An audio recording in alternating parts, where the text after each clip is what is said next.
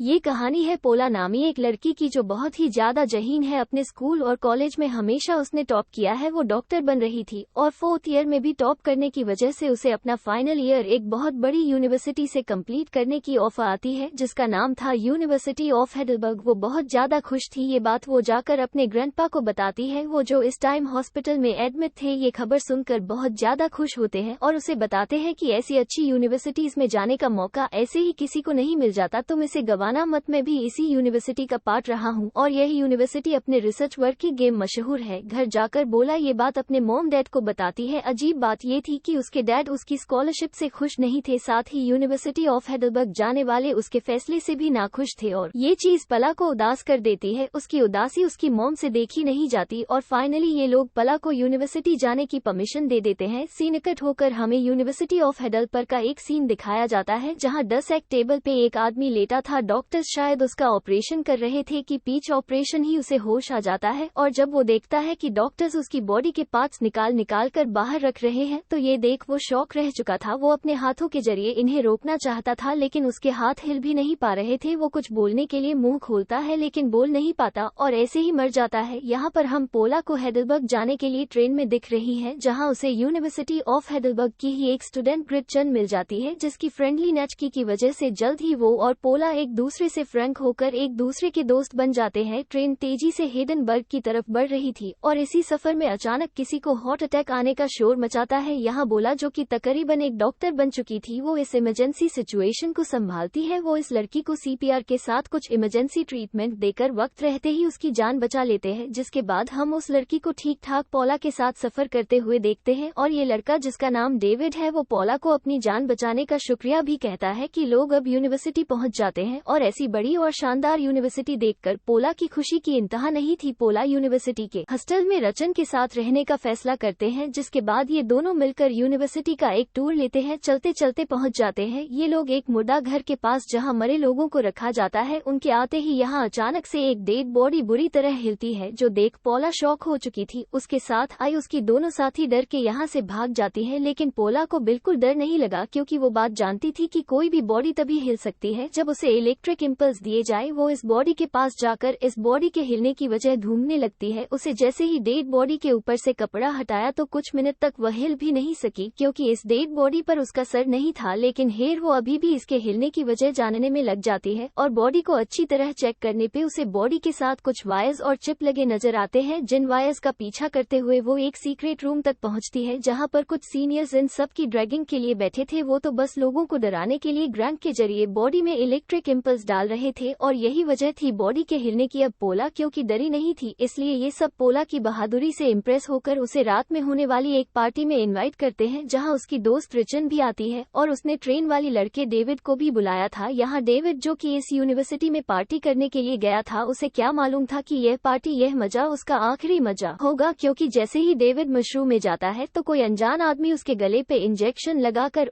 बेहोश कर देता है। ये कौन था इसके बारे में किसी को नहीं पता था। वो घसीटते हुए डेविड की बॉडी को कहीं ले जा चुका था और बाहर पार्टी करने वाले लोग इस चीज से बेखबर थे। ला और ग्रेच ने भी इस पार्टी में खूब मजे किए थे, इतने की ग्रेच को याद ही नहीं रहा कि उसने यहाँ पे डेविड को भी बुलाया था। अगले सीन में हम डेविड को डांस सेक्शन टेबल पे लेटा हुआ देखते हैं। उसके करीब 2 डॉक्टर्स हैं जो आपस में डेविड का डांस सेक्शन करने की बात कर रहे हैं, यानी उसके जिस्म को काटकर उसके जिस्म के हिस्से निकालने की बात कर रहे हैं। और इसी टाइम पे डेविड को होश भी आ गया है। अपने आप को बचाने के लिए वो पास रखा डॉक्टर का एक ब्लेड उठा लेता है और जैसे ही डॉक्टर डेविड को कोई इंजेक्शन लगाने के लिए उसके करीब आता है, फौरन ही डेविड उस पर हमला करके यहाँ से भागने की कोशिश करता है, लेकिन तभी पीछे से दूसरा डॉक्टर उसके ऊपर हमला करके उसे मार देता है। अगले दिन पोला की इस यूनिवर्सिटी में पहली क्लास थी जहाँ पहला लेक्चर प्रोफेसर ब्रोमबैक उन्हें देते हैं और बताते हैं कि हमारी यूनिवर्सिटी रिसर्च के लिए पूरी दुनिया में मानी जाती है और हमारी यूनिवर्सिटी से बने हुए डॉक्टर दुनिया के बेस्ट डॉक्टर हैं और आने वाले कुछ सालों में आपका भी नाम उन्हीं बेस्ट डॉक्टर्स में होगा। ऐसे में हमारी जिम्मेदारी है आप लोगों को बेस्ट नॉलेज और बेस्ट एजुकेशन देना, साथ ही हम यहाँ पे आपको एक्सपीरियंस भी देंगे। डॉक्टर इन्हें एंट के डायसेक्शन रूम में ले जाते हैं जहाँ पर डॉक्टर्स मरे हुए लोगों की बॉडी पर एक्सपेरिमेंट करते हैं। यहाँ देखने को मिलते हैं बहुत से इंसानी स्केलेटन स्केलेटन जिनके बारे में प्रोफेसर ग्रॉम्बैक तो इन्हें बताते हैं कि ये नकली है, लेकिन दिखने में ये सब बिल्कुल असली जैसे लग रहे थे। ये अबोला को एक स्केलेटन के नीचे ने ग्रैंडपा का नाम लिखा नजर आता है। एक्साइटेड होकर वो ये चीज प्रोफेसर गोमे को बताती है कि स्केलेटन मेरे ग्रैंडपा ने बनाया है। जवाब में प्रोफेसर गोमे कहते हैं यकीनन वो इस यूनिवर्सिटी के फिर बहुत ही होनहार स्टूडेंट रहे होंगे और उन्होंने प्रोफेसर बनने के बाद रिसर्च वर्क पर भी काफी काम किया होगा। और यह बातें सुनकर पोला अपने ग्रैंडपा के लिए बहुत ज्यादा प्राउड फील कर रही थी। अब फाइनली टाइम आ गया था कि स्टूडेंट खुद पोस्टमार्टम करे। पोला के सामने जो डेड बॉडी थी इसे देखकर पोला शॉक रह जाती है, क्योंकि यह कोई और नहीं बल्कि था जिसके सिर्फ 2 दिन पहले ही तो उसने जान बचाई थी। प्रोफेसर ग्रॉम्बैक पोला को इस आदमी का दिल निकालने को कहते हैं, लेकिन उल्टा पोला ग्रॉम्बैक से सवाल कहती है कि ये आदमी कैसे मरा। इसकी बॉडी पे ऐसे कोई निशान नहीं है जिसकी वजह से कहा जाए कि यह किसी बीमारी से मरा है। यहाँ प्रोफेसर गोमे उसे डांट देते हैं और कहते हैं तुम्हें अपने काम पर तवज्जो तुम्हारे नहीं है कि यह आदमी कैसे मरा। हो सकता है कि इसे रिसर्च के लिए तैयार किया जा रहा हो। ये बातें सुनने के बाद बोला और ग्रीचन दोनों काम तो करने लग जाती हैं,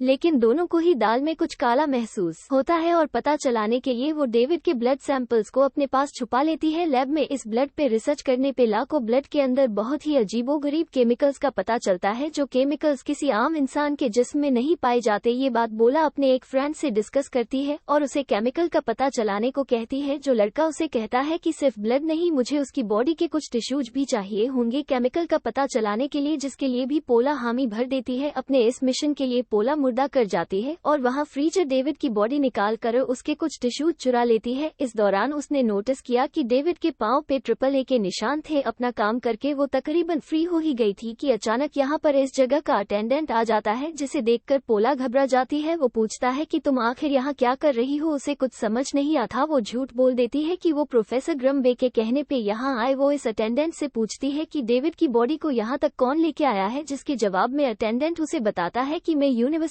की पॉलिसीज को देखते हुए एक स्टूडेंट को इसकी इन्फॉर्मेशन नहीं दे सकता। वो इंसान जो अब के बाद जान गया था कि पोला डेविड की मौत की छानबीन कर रही है, वो ये खबर किसी को फोन पर बताता है। जरूर वो डेविड के मर्डर को ही यह खबर दे रहा होगा। अगले सीन में हम पोला और उसके दोस्त क्रचन को लाइब्रेरी में देखते हैं। वो डेविड की मौत को ही डिस्कस कर रहे थे। तभी पोला को डेविड की बॉडी पे AAA के मार्क्स याद आते हैं, जिसके बारे में वो बुक्स में रिसर्च शुरू करती है। उसे मालूम होता है कि यह एक सीक्रेट सोसाइटी का साइन है, जहाँ के लोग मेडिकल साइंस की रिसर्च के लिए जिंदा लोगों पर एक्सपेरिमेंट करते थे, जो कि इलीगल था। ये लोग ऐसे इंसानों को अपना शिकार बनाते थे जिनको पहले से ही कोई बड़ी बीमारी हो, ताकि वो इस बीमारी की वजह से इंसान की बॉडी में होने वाले चेंजेस को देख सके, उसके ऊपर रिसर्च कर सके और साथ ही इस इंसान की फिर मुर्दा बॉडी को किसी दूसरे रिसर्च पर्पस के लिए भी इस्तेमाल किया जा सके। पता चलता है कि जो स्केलेटन पिछले सीन में दिखाए गए थे वो भी इन्हीं इंसानों से बनाए जाते थे, जिनको देखकर बच्चे ज्यादा अच्छे से अपने कॉन्सेप्ट क्लियर कर पाए। इस सोसाइटी का नाम था एंटी हिपोक्रेट सोसाइटी, जो पिछले कई सालों से काम कर रही थी और हेडलबर्ग यूनिवर्सिटी का इस सोसाइटी से गहरा ताल्लुक था। पहले ये सिर्फ बीमार लोगों पर रिसर्च किया करते थी, लेकिन वक्त गुजरने के साथ जब वर्ल्ड वॉर 2 हुई तो जर्मन ने बेगुनाह और बेकसूर लोगों को भी इन रिसर्च पर्पसेस के लिए इस्तेमाल किया। अब पोला को शक है कि यह सोसाइटी अभी भी यूनिवर्सिटी ऑफ हेडलबर्ग में काम करती है और उसी से जुड़े हुए लोगों ने जरूर डेविड का मर्डर किया है, क्योंकि वो एक हॉट पेशेंट था। रेचन उसकी सारी थ्योरी को एक कहानी कहती है, साथ ही भी कि ये सारी कहानियां किताबों में एक्सिस्ट करती है। असल में ऐसा कुछ नहीं हो सकता। डेविड को जरूर उसके किसी दुश्मन ने मारा होगा। अभी वो लोग की बात कर ही रहे थी कि यहाँ पर पोला को उसकी फ्रेंड की कॉल आती है, जिसको उसने डेविड के ब्लड सैंपल और उसके बॉडी टिश्यूज भेजे थे। पता चला था कि डेविड को एक ऐसे केमिकल के जरिए मारा गया, जो केमिकल इंसान की बॉडी में जाकर जल्द ही उसकी बॉडी के सारे खून को खुश करके बॉडी को एक प्लास्टिक में वजन लेता है। इसीलिए तो लैब में पड़े हुए वो सभी स्केलेटन इतने सालों से वैसे के वैसे ही थे। उसे बात जानकर दुख होता है कि इस यूनिवर्सिटी में कोई बहुत बड़ी गेम चल रही है और इसकी खबर वो जाकर प्रोफेसर ग्रॉम्बैक को देते हैं, जो उसकी बातें सुनते ही उसे एक और बार डांटते हैं और कहते हैं मैंने तुम्हें मना किया था ना कि तुम डेविड की केस से दूर रहो, तुम्हें अपनी स्टडीज पर तवज्जो देनी चाहिए। ये बात तुम्हें क्यों नहीं समझ आ रही? तुम्हारा फाइनल यह है। नाचा पोला अब अपने रूम में वापस आ जाती है। जैसे ही वो बेड पे लेटने आए तो उसने फील किया कि उसका पूरा बेड न से भरा हुआ था। बेड के नीचे भी बहुत खन था और साथ ही वहाँ कुछ कैंडल्स भी पड़ी थी। ये सब उसे किसी रिचुअल से जुड़ा लग रहा था। उसे लगता है ये भी एंटी हिपोक्रेट सोसाइटी का ही काम है। दोबारा वो लैब में जाती है और बुक से रिसर्च करने में उसे पता चलता है कि एंटी हिपोक्रेट सोसाइटी के लोग जब किसी को सजा देना चाहते हैं तो उससे पहले वंड करने के लिए वो उसके बेड के नीचे ब्लड और कैंडल्स रख देते हैं।